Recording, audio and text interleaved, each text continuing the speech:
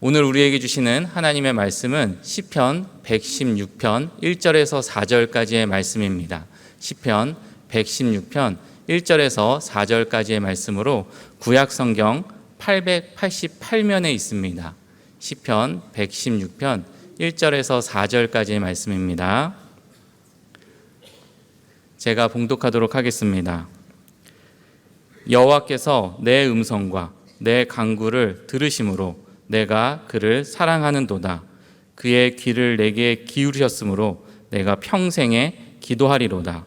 사망의 줄이 나를 두르고 스올의 고통이 내게 이름으로 내가 환난과 슬픔을 만났을 때에 내가 여호와의 이름으로 기도하기를 여호와여 주께 구하오니 내 영혼을 건지소서 하였도다. 아멘. 여러분, 우리가 신앙생활을 잘 하기 위해서 또 건강한 신앙생활을 하기 위해서는 두 가지가 꼭 필요합니다. 하나는 말씀이고 또 하나는 기도입니다. 예나 지금이나 앞으로도 이건 변함이 없을 것 같아요. 우리의 신앙생활은 하나는 말씀, 또 하나는 기도, 이 두 기둥을 의지하여서 서 있습니다. 우리는 하나님 말씀인 이 성경을 통해서 하나님이 누군가를 배웁니다. 또 우리가 하나님의 자녀로서 크리스찬으로서 이 세상을 어떻게 살아야 할 것인가, 이걸 말씀을 통해서 배워요. 배우는 게 너무 중요하고 꼭 필요한 일이긴 해요. 근데 이게 전부는 아닙니다. 그러면서 배워가면서 동시에 하나님을 만날 필요가 있습니다. 하나님을 경험할 필요가 있어요. 지금도 과학 시간에 아이들 같은 경우는 가끔 가다가 아마 식물도감 그걸 볼 것 같아요. 그러면 그 안에 각종 식물들, 꽃들, 나무들 이런 것들 그림이 잔뜩 있을 거예요. 사진이 있을 거예요. 예를 들어 거기서 이제 민들레를 봅니다. 민들레 꽃도 보고 이파리도 보고 색깔도 보고 등등 봐요. 또 우리나라에 가장 많이 있는 그 나무가 야산의 소나무일 텐데 식물도감에서 소나무를 본다고 해봐요. 근데 그게 보고 일단 이렇게 생겼구나, 민들레가, 소나무가, 아는 것, 배우는 것, 이게 필요하죠. 하지만 이게 전부는 아니에요. 그래서 아이들에게도 현장 체험 학습이라는 게 있잖아요. 때가 되면 교실 밖으로 나가는 거지요. 들로 나가는 겁니다. 야산으로 나가는 겁니다. 그래서 직접 민들레의 노란 그 꽃을 눈으로 보고, 그리고 또 그 민들레 홀씨도 훅 하고 한번 불어보고 날려보고, 그리고 소나무의 그 뾰족한 이파리도 손으로 만져보고 솔방울도 만져보고, 이러면 민들레가 뭔가, 소나무가 어떤 나무인가 아주 분명하게 알게 되지요. 이것과 비슷해요. 여러분, 기도라는 것은 기도에 관한 이론이 있기는 하겠습니다만은 이론이 전부가 아니잖아요. 기도는 하는 것이 중요하지 않습니까? 기도는 하면서 배우는 게 맞아요. 그러니까 우리는 기도를 실제로 해보면서, 기도를 실천을 해보면서 하나님이 어떤 분인가를 경험적으로, 기도를 통해서 하나님을 경험적으로, 체험적으로 알아가게 되죠. 그래서 기도에 관한 정의를 이런 식으로 그동안 많이 해왔어요. 기도는 무엇인가 하면 기도는 하나님과의 만남이다. 기도는 무엇인가 하면 기도는 하나님과의 교제다.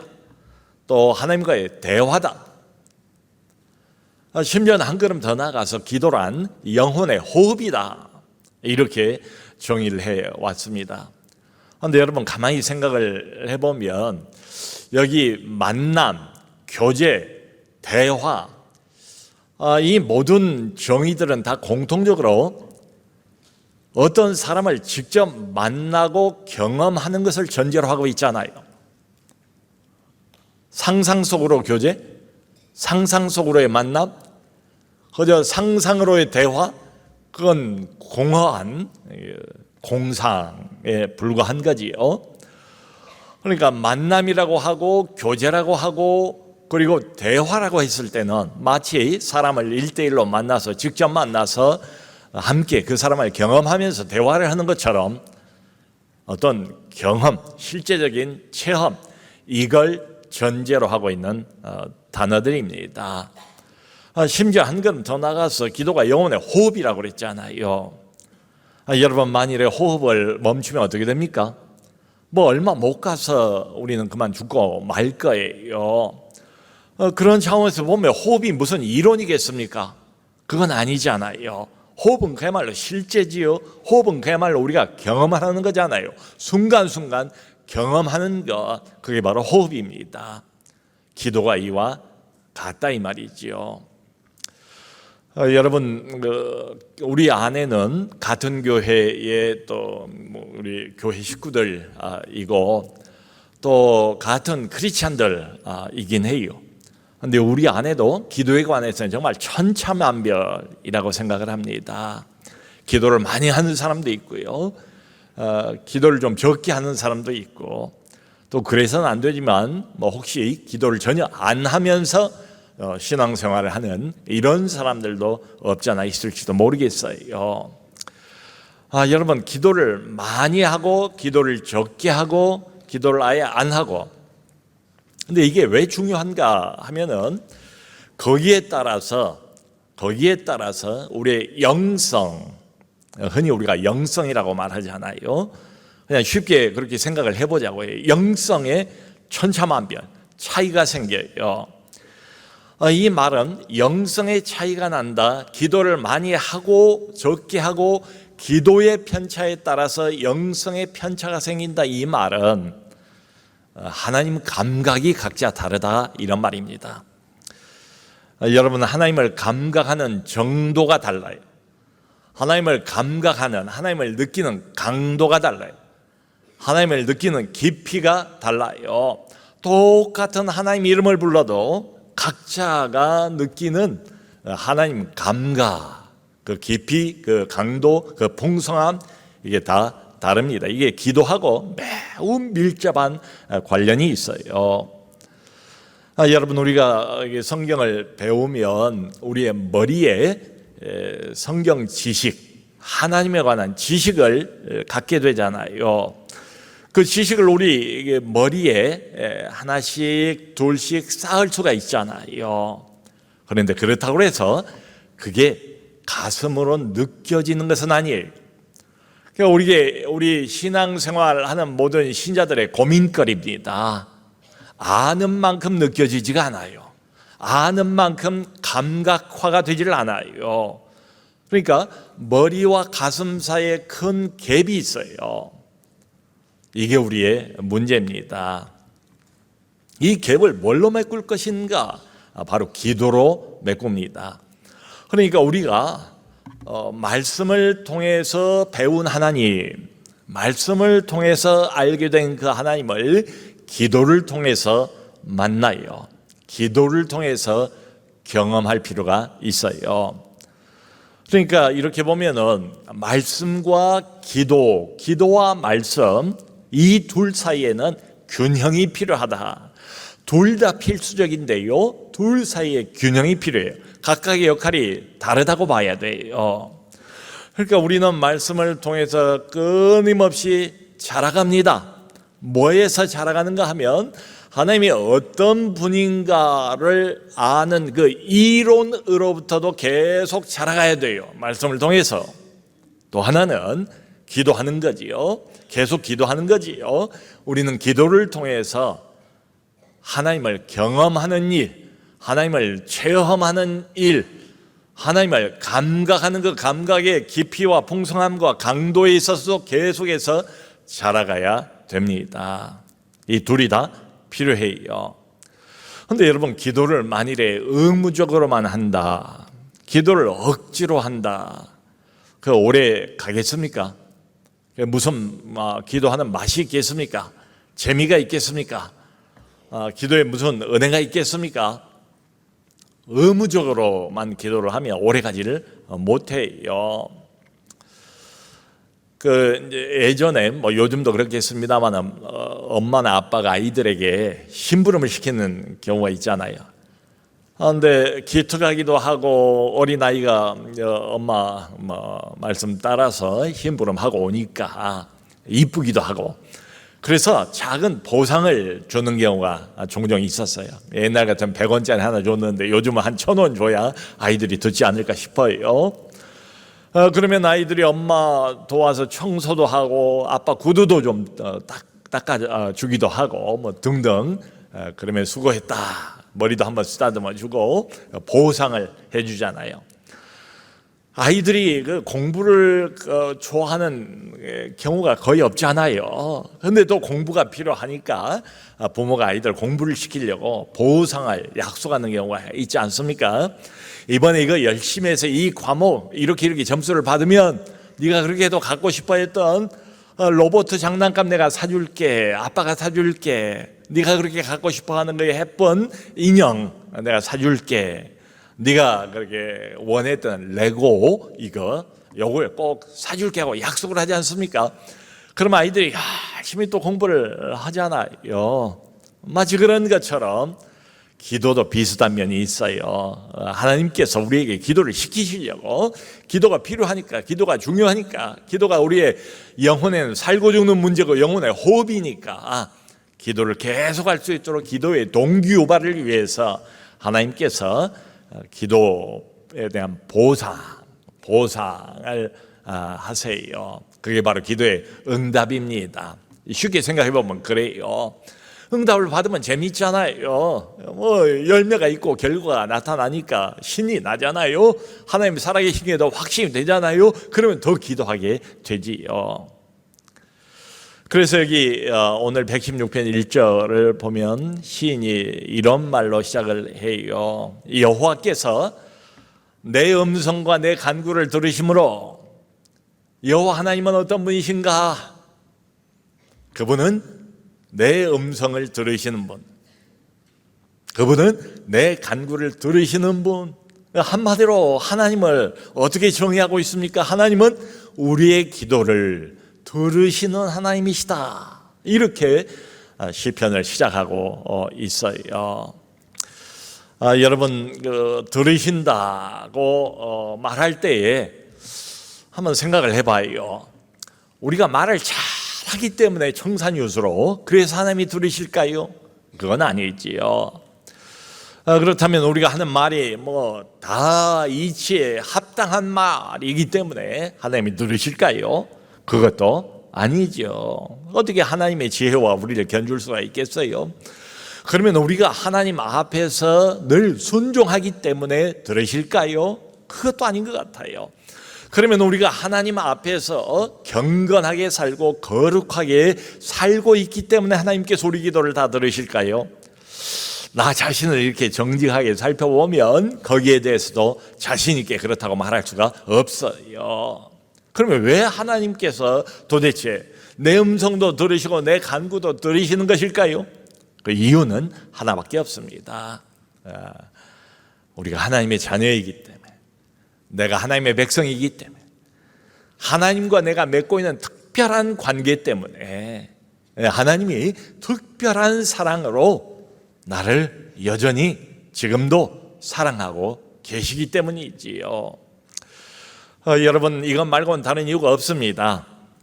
그러니까 마치 하나님과 우리 사이는 부모와 어린 아이와 비슷해요. 여러분, 아이가 가정에 태어나면 얼마나 참 기쁩니까? 큰 참 감사의 제목이요, 경사지요. 근데 아이가 조금 자라면 이제 그때부터 옹알이를 시작을 해요. 뭐라고 말하고 이야기를 아이가 시작합니다. 근데 그건 말이 아니에요. 단어도 없어요.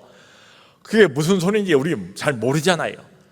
그렇지만은 부모는 어때요? 아이가 옹알이를 시작하면 너무도 기쁘게 아이 얼굴을 환한 웃음을 띠고 바라보면서 아이가 마치 말이라도 거는 것처럼 그렇게 아이를 지켜보잖아요. 아이 하는 말을 다 들어주잖아요.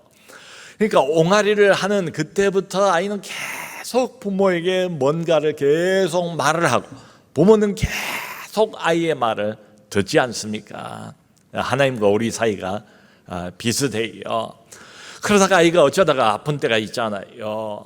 그러면은 부모가 밤에 잠을 자고 있다가도 아이가 조금이라도 아픈 기척이 나거나 아니면 울음소리가 들리면 금방 깨잖아요. 아이가 그저 엄마 해도 엄마는 금방 반응을 보이지 않습니까?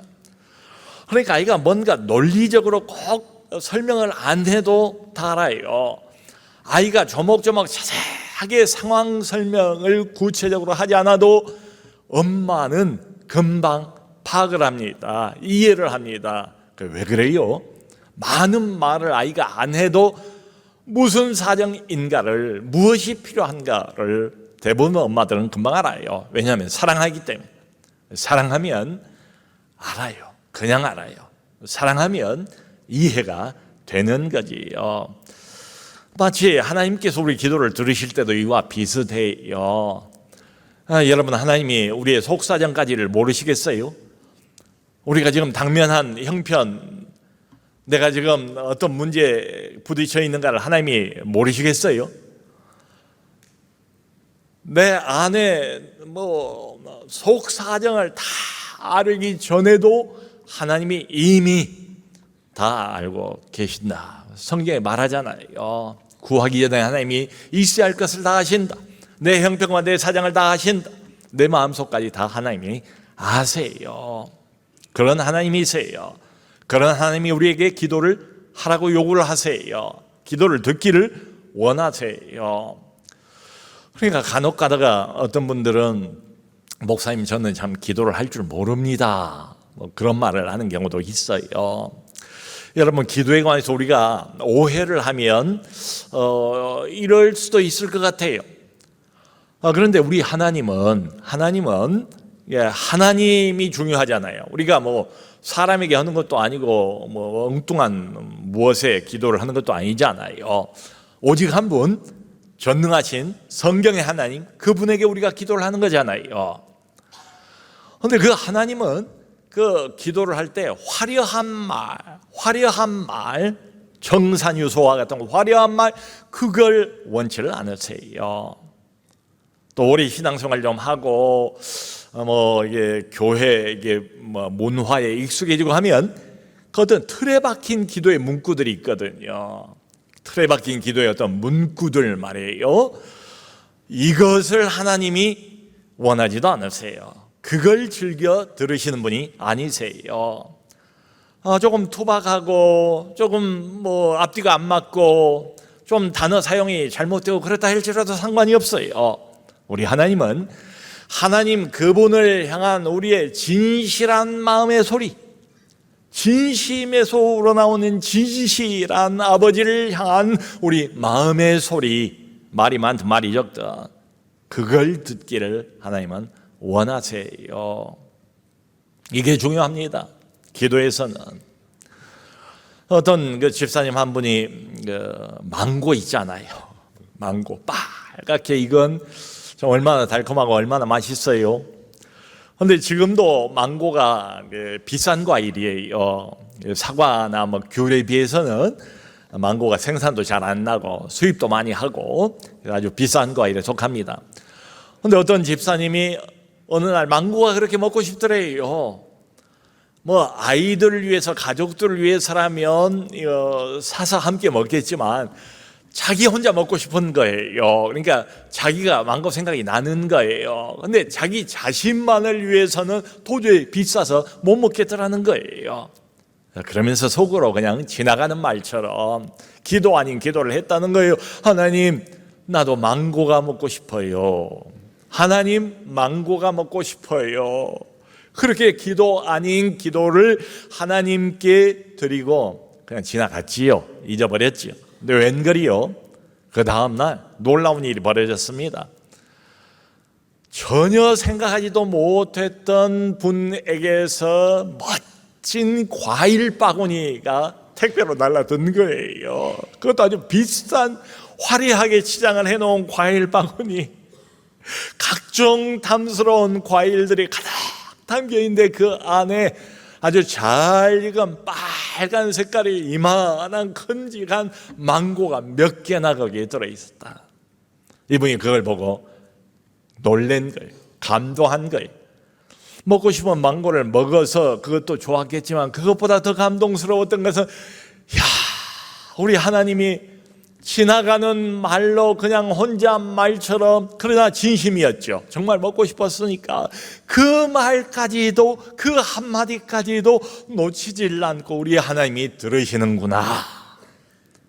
그걸 확인하고 마음에 큰 감동을 받으신 거예요. 여러분, 우리 하나님은 그렇게 기도에 응답하시는 분이세요. 그러니까 여기 바로 뒤에 2절은 시인이 이렇게 계속 이어서 말합니다.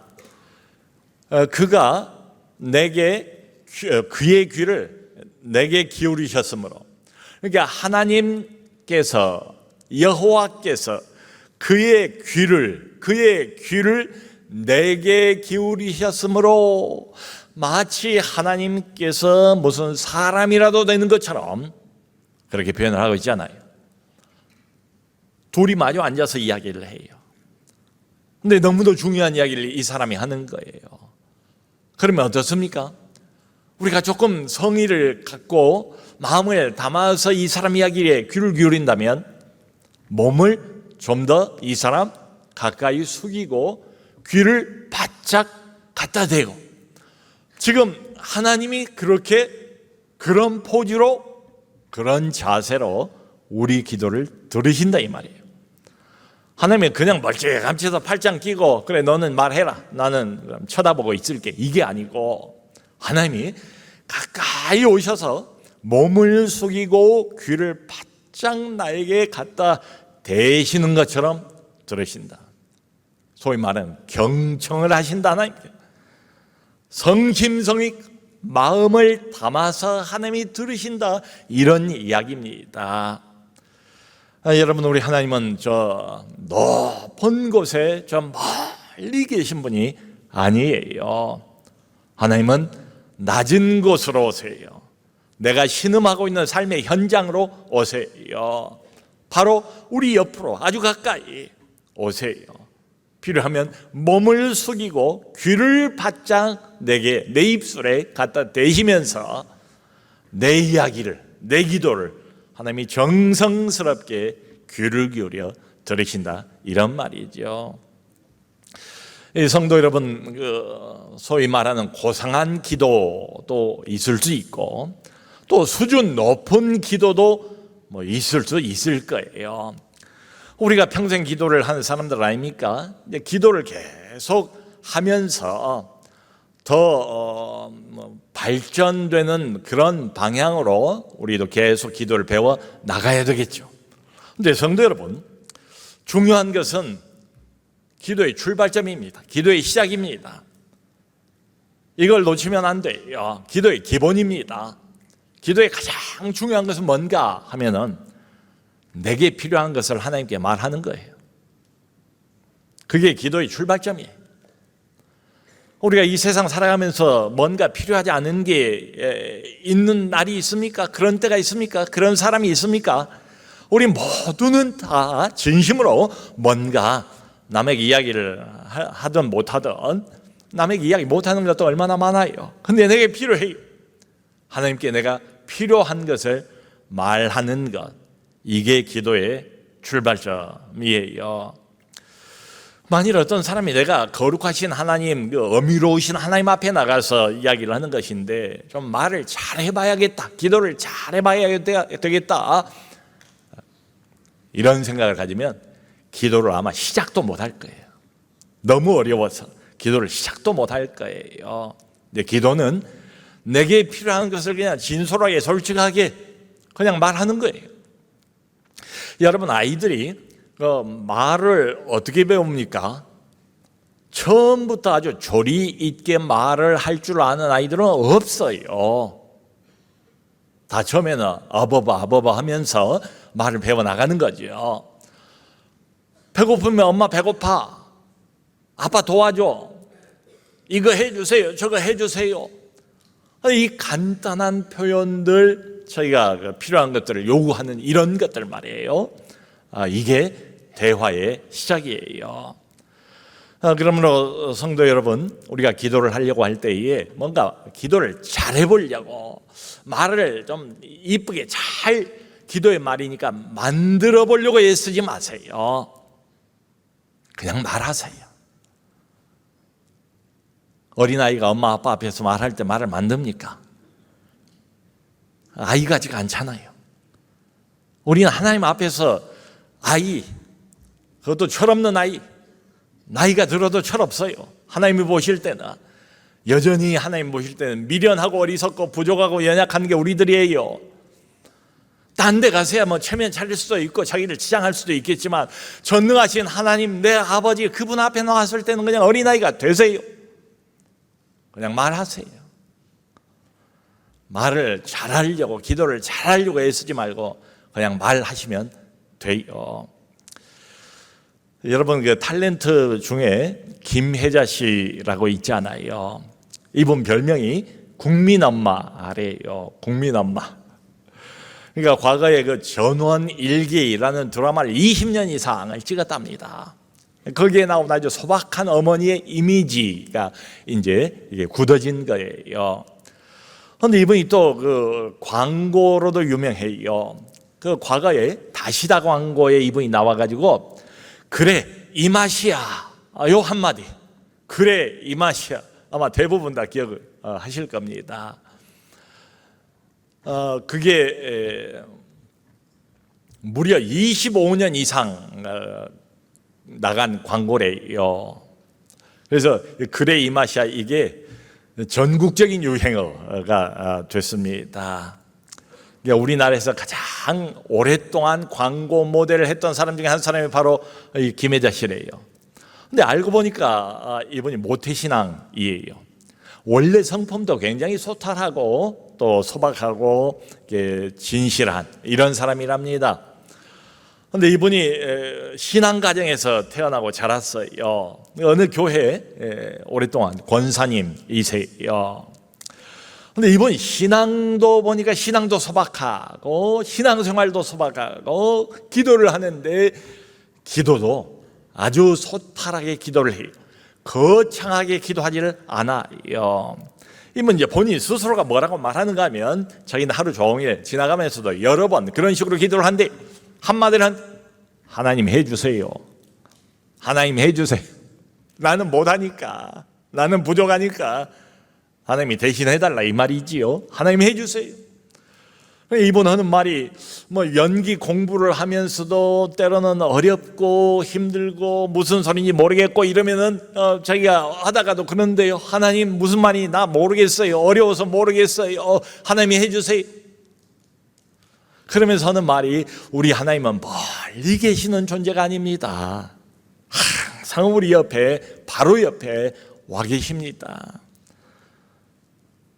제가 뭐 부족한 것 없나, 제가 혹시 나를 필요로 하는 것 없나, 그렇게 살피신다는 거예요. 그러니까 그냥 그렇게 말하라는 거예요. 간단하게 하나님 해주세요, 나 이거 못해요, 나 부족해요, 나 어려워요, 하나님이 대신 해주세요. 하나님께 그렇게 자꾸 부탁을 하라는 거예요. 그게 기도라는 거예요. 어느 교회 가서 간증을 하시면서 그러시더라고요.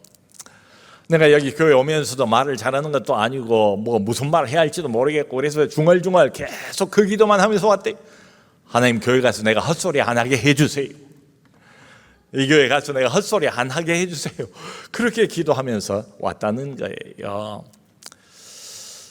여러분, 거창한 말도 아니고 긴 기도도 아니고 화려한 기도 문구도 아니고 얼마나 간단해요. 하나님 해주세요. 내가 약하니까, 내가 못하니까, 내가 부족하니까, 하나님은 다 할 줄 아니까, 하나님이 나를 아시니까 하나님 해주세요. 간단한 것 같지만, 투박한 것 같지만 진심에서 하나님을 향하여 우러나오는 우리 마음의 목소리, 거기에 하나님은 귀를 기울이세요. 우리가 하나님을 필요로 하지 않는 때가 있을까요? 하나님, 나를 위해서 더 이상 아무것도 안 하셔도 이제 괜찮아요. 나는 완성품이에요. 나는 부족한 것 없어요. 그게 더 위험한 거지. 그러니까 이렇게 보면 평생 우리는 아침이든 저녁이든 늘 이 간단한 기도를 달고 살아야 할 사람들 아닌가. 지금도 신앙생활 수십 년 했다 해도 하나님 해주세요. 이게 기도입니다. 성도 여러분, 우리가 지금 살아가고 있는 이 세상은 천국이 아니잖아요. 비록 예수를 믿고 하나님을 우리가 아버지라고 부르지만 지금 우리가 사는 이 세상은 광야와 같은 인생길, 온갖 험한 일들이 많잖아요. 험한 일들을 많이 당하잖아요. 그러니까 시인은 또 그것을 아주 솔직하게 여기 3절을 보면 이렇게 표현을 합니다. 사망의 줄이 나를 두르고 수월의 고통이 내게 이름으로 내가 환난과 슬픔을 만났을 때에, 이런 때가 있다는 거지요. 이게 우리 삶의 현실이라는 거지요. 사망의 줄, 도저히 빠져나갈 수가 없는 것, 죽음의 줄, 죽음의 올무가 나를 꽁꽁 묶은 것 같은 그런 때, 수월의 고통이 내게 이르렀대요. 고통이 멀리 있는 게 아니고 이미 와 닿았어요. 이 수월이란 말은 그 히브리어로 죽음의 세계를 말합니다. 그러니까 무덤 저편의 영역, 거기가 수월이에요. 그러니까 죽음의 문턱까지 가는 때가 있잖아요. 흔히 말하는 더 이상 희망이 없고 이제 나는 끝이로구나, 여기서 나는 죽었구나, 완전히 절망 상태에 빠진 이런 때를 말합니다. 환난과 슬픔을 내가 만났을 그때에, 여러분, 이게 우리가 지금 살아가고 있는 이 광야 인생길의 현실 아니겠습니까? 그러니까 이렇게 보면 마치 사냥감이 잡혀가지고 완전히 그 사망의 올무, 사망의 줄 꽁꽁 묶였어요. 포박을 당했어요. 아무리 발버둥을 쳐도 빠져나갈 수가 없습니다. 어떨 때는 어떤 문제가 완전히 나를 포박하는 것 같은 느낌이 들 때가 있잖아요. 아무리 애를 써도 내 힘으로는 도무지 빠져나갈 수가 없는 그런 상황이래요. 문제가 너무 나를 짓누르고 압박을 하니까 외적인 압박이 너무 크고 내적인 고통이 너무 심하고 몸도 마음도 영혼도 완전히 다 같이 무너져버린 그런 때를 지금 말하고 있습니다. 여러분, 이게 바로 우리가 살아가는 삶의 현실이기도 해요. 그런데 이런 것들을 시인이 이렇게 진솔하게 표현을 하고 있는 걸 보면서 이런 생각이 들어요. 우리가 믿음을 가지고 사는 사람들인데 이 믿음이란 게 뭘까? 신앙이란 게 뭘까? 일단 이 시인의 3절의 이런 진솔한 고백을 보면 믿음이라는 것은 눈앞의 문제를 회피하는 것은 아니다. 또 눈앞에 놓여 있는 거대한 이 문제를 일부러 축소시키는 것도 아니다.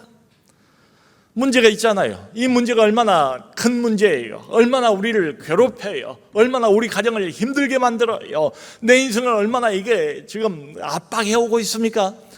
그럼에도 불구하고 마치 문제가 없는 것처럼, 이 문제가 큰 문제인데도 이 문제가 별것 아닌 것처럼 문제를 외면을 하는 것도 아니고 문제를 일부러 축소하는 것도 믿음이 아니라 이 말이에요. 이 시인은 진솔하게 그걸 그대로 노래하고 있지 않습니까? 표현하고 있지 않습니까? 그러니까 현실 인식이 아주 정확해요. 분명해요. 이거 내가 감당 못한다. 내 영혼, 내 마음 이미 무너져 있다. 도저히 빠져나갈 구멍은 없다. 분명한 현실 인식을 가지고 있어요. 내 믿음이 뭘까? 거기서 끝나는 것은 아니란 말이지요. 바로 뒤에 4절에서 시인이 이렇게 노래하고 있습니다. 하나님께 이렇게 사실은 기도하는 거예요. 여호와여, 내 영혼을 건져 주소서. 여호와여 내 영혼을 건져 주소서. 사망의 줄이 나를 이미 묶고 수월의 고통이 이미 내게 와 닿았고 환난과 슬픔을 내가 대면하고 있고 경험하고 있는 바로 이때에 문제로부터 도망가는 것도 아니고 현실 도피입니다. 신앙은 현실 도피하고는 달라요. 문제가 마치 작은 것처럼 문제를 일부러 축소하는 것도 아니고 있는 그대로 문제, 현실이 얼마나 엄중한가, 얼마나 지금 내가 궁지에 몰렸는가, 이걸 충분히 철저하게 인식을 해요. 근데 거기서 끝나질 않아요. 이게 믿음이에요. 이게 신앙이에요. 그 한복판에서, 고난 한복판에서, 어려움 한복판에서 하나님을 향하여 눈을 들고 여호와여 내 영혼을 건져주소서, 건져주소서, 나를 불쌍히 여겨주세요, 나를 건져주세요, 이렇게 기도하는 겁니다. 부르짖는 거예요. 여러분, 나를 불쌍히 여겨주세요, 나를 건져주세요, 이게 어려운 기도입니까? 이게 뭐 기도가 길이가 긴 것도 아니잖아요. 이게 무슨 세련된 기도가 아니잖아요. 지금 내가 당하는 그대로, 내가 느끼는 그대로, 다른 방법이 없으니까 벼랑 끝에 섰는데 무슨 다른 많은 소리가 필요하겠어요? 하나님이여 나를 불쌍히 여겨주세요, 나를 살려주세요, 나를 구원해주세요. 하나님밖에 없습니다. 그게 기도예요. 여러분, 기도라는 것은 이렇게 보면 어려울 때 하나님을 바라보는 것, 그게 기도예요. 어려울 때 하나님의 얼굴을 구하고 하나님께 부르짖고 하나님께 매달리는 것, 그게 바로 기도입니다. 성경이 우리에게 가르쳐주는 성경의 기도는 그래 어렵지 않아요. 그렇게 뭐 난해하지 않아요. 이게 기도예요. 아버지 해주세요, 아버지 나를 건져주세요, 아버지 살려주세요, 뭐 이런 것들이 하나님이 누리시는 기도라, 이런 말입니다. 최근에 어느 권사님 가정의 며느리가 암 판정을 받았어요. 그러니까 가족 전체가 다 놀라지 않겠어요? 며느리가 아직 젊고 아이들도 있는데 권사님이 걱정이 됐죠. 그러니까 주변 사람들에게 기도 제목으로 알린 거예요. 목장 식구에게도 알린 거예요. 그러니까 그때부터 이걸 들은 분들이 마음을 담아서 자기 문제처럼 열심히 기도하기 시작했습니다. 그리고 1차 항암을 했어요. 그런 뒤에 병원 가서 조심스러운 마음으로 이제 그 결과를 보았는데, 이게 웬걸이요? 너무도 좋은 결과, 깜짝 놀랄 만한 결과를 이야기를 들은 거예요. 권사님이 그런 말씀을 하십니다. 이 모든 것은 성도들께서 마음을 담아서 기도해 주신 결과입니다. 기도의 응답입니다. 하나님이 우리 기도를 들으셨습니다. 우리 기도에 응답하셨습니다. 사랑하는 성도 여러분, 하나님은 지금도 우리의 기도를 듣기를 원하세요. 날마다 듣기를 원하세요. 우리를 사랑하시기 때문에 사랑하는 자와 교제하기를 원하세요. 만나기를 원하세요. 더 깊은 관계로 발전하기를 원하세요. 우리를 사랑하기 때문에 자꾸 이야기하고 싶어 하세요. 그게 바로 기도입니다. 우리는 말씀을 통해서 하나님을 배웁니다. 근데 기도를 통해서 하나님을 만납니다. 하나님을 경험합니다. 특별히 하나님께서는 자기 자녀가 어려운데 이 자녀가 너무도 어려요. 아직 부모의 도움과 부모의 보호 없이는 아무것도 못하는 그런 어린 자녀라고 생각을 해보세요. 어린 자녀가 어려움을 겪고 있을 때, 그래 너 알아서 한번 해봐, 그게 손 탈탈 털고 팔짱 끼고 구경만 하는 이런 부모가 어디 있겠어요? 우리 하나님은 마치 어린 아이와 같은 우리가 고난 중에서 하나님 살려주세요, 하나님 도와주세요, 하나님 이것 좀 해주세요, 내 영혼을 건져주세요, 그 부르짖는 자의 기도 소리를 지금도 들으신 줄로 믿습니다. 그러므로 사랑하는 성도 여러분, 항상 기도하세요. 그 성경에 쉬지 말고 기도하라 그런 말도 있잖아요. 하나님과의 관계, 하나님과의 교제, 이걸 놓치지 않기 위해서, 하나님의 임재, 이걸 놓치지 않기 위해서, 하나님의 감각, 이걸 잃어버리지 않기 위해서 항상 기도할 필요가 있습니다. 그리고 시인이 여기 2절 말하는 것처럼 그가 나에게 귀를 기울이셨으므로 내가 평생에 기도하리로다. 하나님께서 그분이 누군데요? 온 우주를 만드시고 지금도 온 천지를 1.1획도 틀림없이 자신의 손으로 다스리고 지배하고 있는 왕 중의 왕, 우주의 왕, 신 중의 신, 주 중의 주, 그 하나님이 내가 뭐라고 나의 작은 신음에도 반응을 하시지 않습니까? 그러므로 여기 시인의 고백처럼 항상 기도하시지만 그가 내게 귀를 기울이셨으므로 평생에 기도하리로다. 평생에 기도하는 우리 모두 될 수 있기를 주 예수 그리스도 이름으로 축원합니다.